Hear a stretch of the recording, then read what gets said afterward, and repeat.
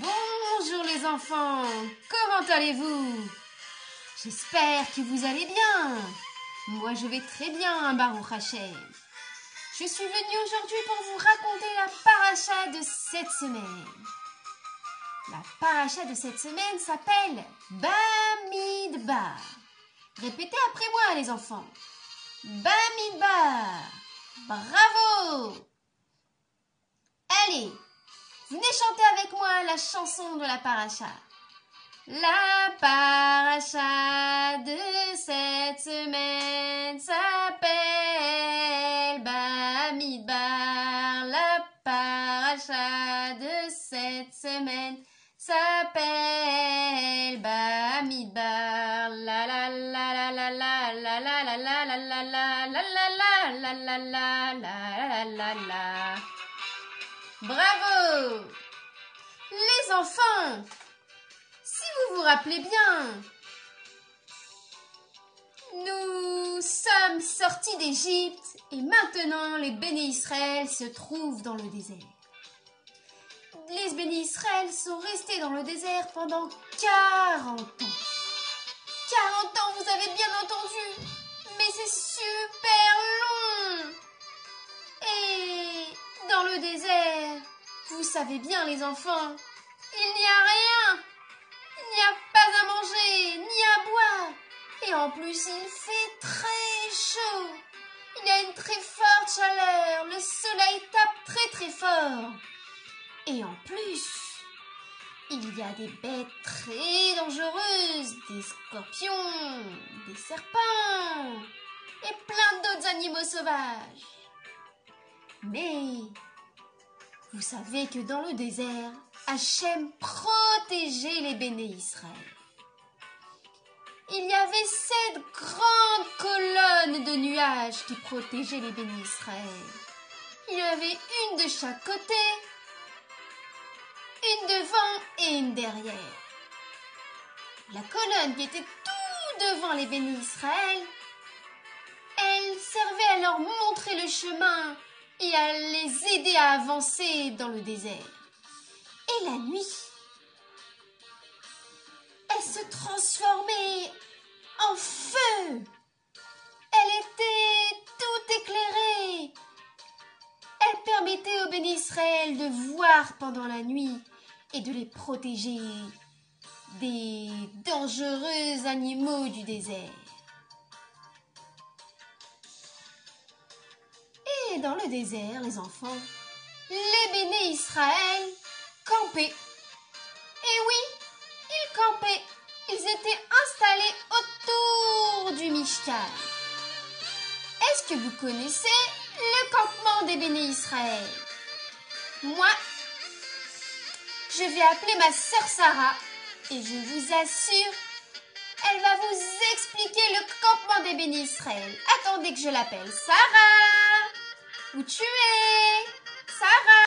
Les enfants, appelez-la avec moi. Sarah, Sarah, Sarah, Sarah.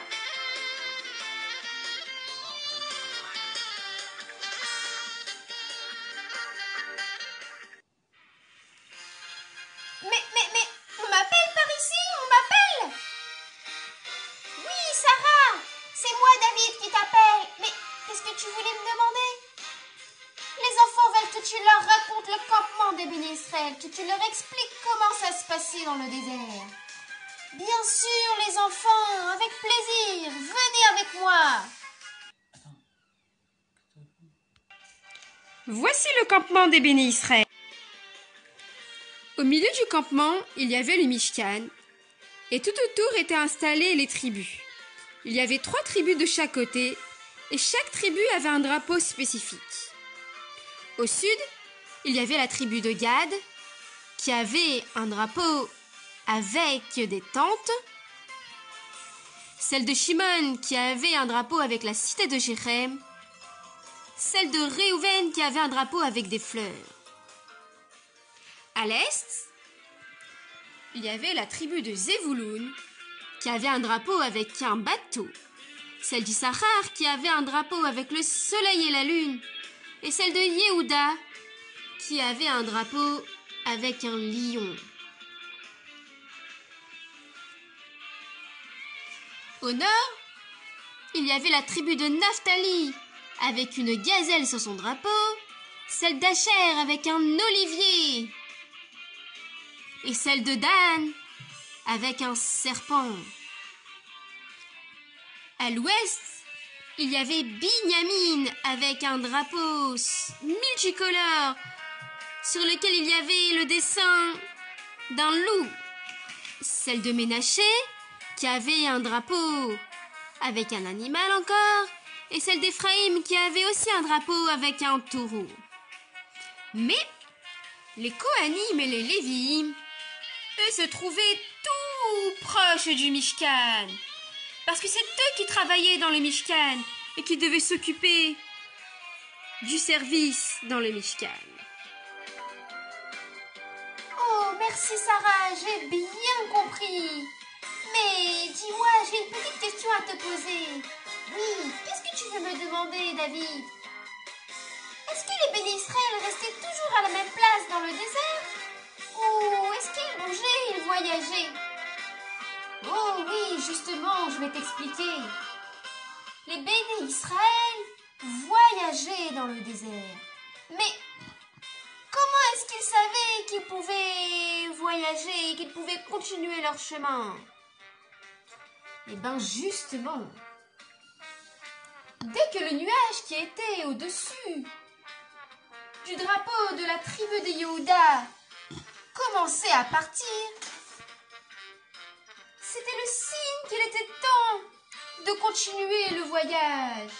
Et soudain, écoutez bien, on entendait le son du chauffard.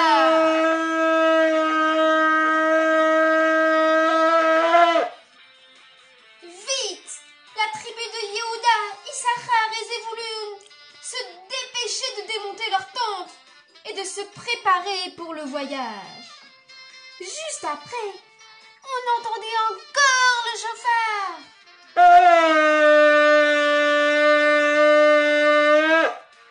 Cette fois-ci, c'était Réhouven, Shimon et Gad qui pliaient leur tente et qui commençaient à se préparer à partir. Mais, lorsque le chauffard sonnait encore une fois,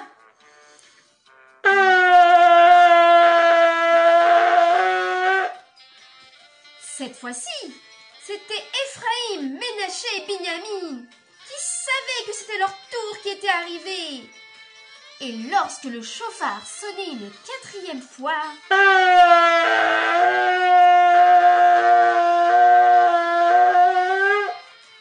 Dan, Asher et Naphtali commençaient à faire leur bagage. C'est la tribu de Lévi qui, elle, s'occupait de couvrir les ustensiles du Beth Amikdash, la menorah, le misbéach et tout ce qu'il y avait. Et c'est la tribu de Lévi qui démontait le Mishkan. Et lorsque tous les bénis Israël étaient prêts à partir, alors Moshe Rabbeinu venait et disait devant tout le monde, Kuma Hashem yafutsu ivecha. Et là, c'était le signal pour que le nuage qui se trouvait devant la tribu de Yehuda se déplace. Et les bénis Israël commençaient à avancer. Ils gardaient tous la même place que dans le campement. Le Mishkan, lui, restait au milieu. C'était magnifique à regarder.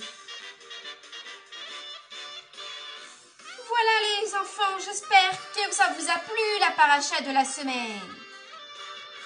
Je vous fais plein des beaux bisous et vous dis Shabbat Shalom, à très bientôt.